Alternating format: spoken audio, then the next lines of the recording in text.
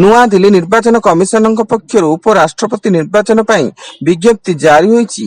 September 9ରେ ନିର୍ବାଚନ ଅନୁଷ୍ଠିତ ହେବ ବୋଲି ନିର୍ବାଚନ କମିଶନଙ୍କ ପକ୍ଷରୁ ଘୋଷଣା କରାଯାଇଥିବା ବେଳେ ବର୍ତ୍ତମାନ ନାମାଙ୍କନ ପତ୍ର ଦାଖଲ ପ୍ରକ୍ରିୟା ଆରମ୍ଭ ହୋଇଛି ଏବଂ ପ୍ରାର୍ଥୀପତ୍ର ଦାଖଲ ଶେଷ ତାରିଖ ଅଗଷ୍ଟ 21କୁ ଧାର୍ଯ୍ୟ କରାଯାଇଛି। ଭୁବନେଶ୍ୱର ଉପକଣ୍ଠ ଗଙ୍ଗପଡା ଛକ ନିକଟରେ ସ୍କୁଟି ଉପରେ ଚଢିଗଲା ଟ୍ରକ୍, ଯାହା ଫଳରେ ସ୍କୁଟି ଚଲାଉଥିବା ସ୍ୱାମୀଙ୍କର ମୃତ୍ୟୁ ଘଟିଥିବା ବେଳେ ସ୍ତ୍ରୀ ଓ 2 ବର୍ଷର ପୁଅ ଗୁରୁତର ହୋଇ ନିକଟସ୍ଥ ମେଡିକାଲରେ ଭର୍ତ୍ତି ଏବଂ ଇନ୍ଫୋ ଭ୍ୟାଲି ଥାନା ପୋଲିସ ଘଟଣାସ୍ଥଳରେ ପହଞ୍ଚି ତଦନ୍ତ ଆରମ୍ଭ କରିଛି।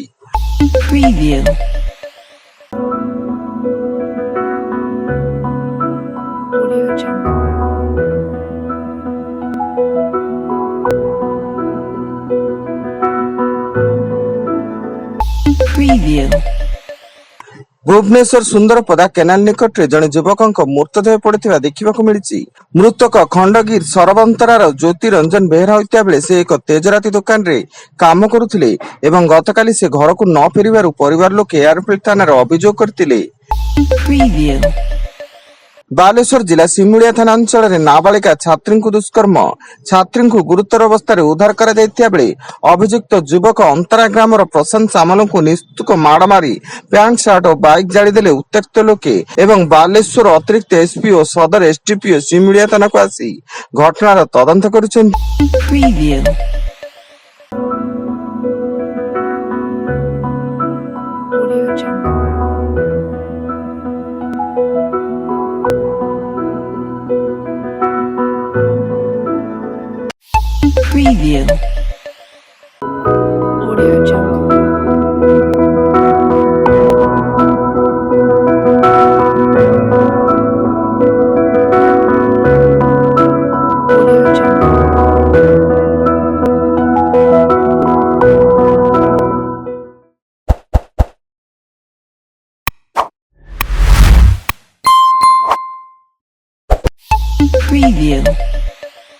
ପ୍ରଥମ ଓଡ଼ିଆ ଭାବେ ମହିଳା ହଡଲର ପ୍ରଜ୍ଞା ପ୍ରଶାନ୍ତି ସାହୁ ବିଶ୍ୱ ଦୌଡ଼କୁଦ କଣ୍ଟିନେଣ୍ଟାଲ ଟୁର ସ୍ତରୀୟ ପ୍ରତିଯୋଗିତାରେ ସ୍ୱର୍ଣ୍ଣ ପଦକ ଜିତିଛନ୍ତି।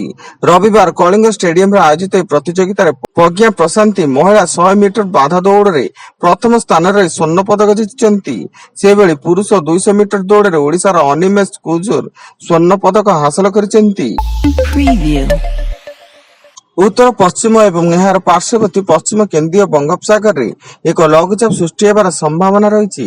ସମ୍ଭାବ୍ୟ ଲଘୁଚାପ ପ୍ରଭାବରେ ଆସନ୍ତା 12 ତାରିଖରୁ 3 ଦିନ ଧରି ଦକ୍ଷିଣ ଓଡ଼ିଶାର ବିଭିନ୍ନ ଅଞ୍ଚଳରେ ଅତି ପ୍ରବଳ ବର୍ଷା ହେବା ସହ ଉପକୂଳ ପଶ୍ଚିମ ଓଡ଼ିଶାରେ ବିଜୁଳି ଘଡ଼ଘଡ଼ି ସହ ହାଲକାରୁ ମଧ୍ୟମ ଧରଣର ବର୍ଷା ହେବା ନେଇ ପାଣିପାଗ ବିଭାଗ ପକ୍ଷରୁ ସତର୍କ ସୂଚନା ଦିଆଯାଇଛି। କଳାହାଣ୍ଡି ଜିଲ୍ଲା ଗସ୍ତରେ ଯାଇ ଉପମୁଖ୍ୟମନ୍ତ୍ରୀ ଶ୍ରୀମତୀ ପ୍ରଭାତୀ ପରିଡ଼ା ବିଭିନ୍ନ କାର୍ଯ୍ୟକ୍ରମରେ ଯୋଗ ଦେଇଥିଲେ ଏବଂ ସର୍କିଟ ହାଉସ ଛକରେ ଆମ୍ବେଦକରଙ୍କ ପ୍ରତିମୂର୍ତ୍ତିରେ ପୁଷ୍ପମାଲ୍ୟ ଅର୍ପଣ କରି ତିରଙ୍ଗା ଶୋଭାଯାତ୍ରାରେ ସହର ପରିକ୍ରମା କରିଥିଲେ। ଏଥିରେ ଜିଲ୍ଲାର ବିଭିନ୍ନ ଅଞ୍ଚଳରୁ ଆସିଥିବା ହଜାର ହଜାର କର୍ମୀ ସାମିଲ ହୋଇଥିଲେ।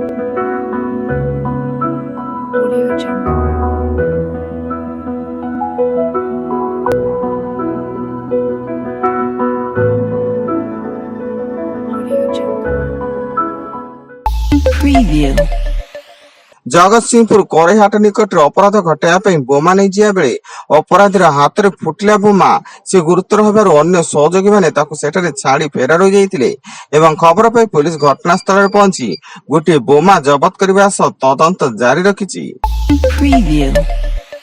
ଭୁବନେଶ୍ୱର ଭରତପୁର ଥାନା ଅଞ୍ଚଳରେ ଜମି ଜମା ବିବାଦକୁ କେନ୍ଦ୍ର କରି ବୋମା ମାଡ଼, ଏଥିରେ 4ଟି ବାଇକ୍ ସମ୍ପୂର୍ଣ୍ଣ ଜଳି ପୋଡ଼ି ଯାଇଥିବା ବେଳେ ଘଟଣାସ୍ଥଳରେ ଭରତପୁର ଥାନା ପୋଲିସର ଛାନଭିନ ଜାରି। ଏବଂ ବରଗଡ଼ ଜିଲ୍ଲା ଅତାବିରା ବ୍ଲକ ଅନ୍ତର୍ଗତ 53 ନମ୍ବର ଜାତୀୟ ରାଜପଥ ସରଣ୍ଡା ବସଷ୍ଟାଣ୍ଡ ଛକରେ ହୁ ହୋଇ ଜଳିଗଲା ଟ୍ରକ୍। ଉକ୍ତ ଟ୍ରକଟି ପାଟଣାଗଡ଼ରୁ ବରଗଡ଼ ଅତାବିରା ଦେଇ ଝାରସୁଗୁଡ଼ା ଅଭିମୁଖେ ଯାଉଥିଲା, କିନ୍ତୁ ଗାଡି ଚାଳକ ସାଗର ସେଠ ଅଳ୍ପକେ ବର୍ତ୍ତି ଯାଇଥିଲେ ଏବଂ ଘଟଣାସ୍ଥଳରେ ଅତାବିରା ପୋଲିସର ତଦନ୍ତ ଜାରି।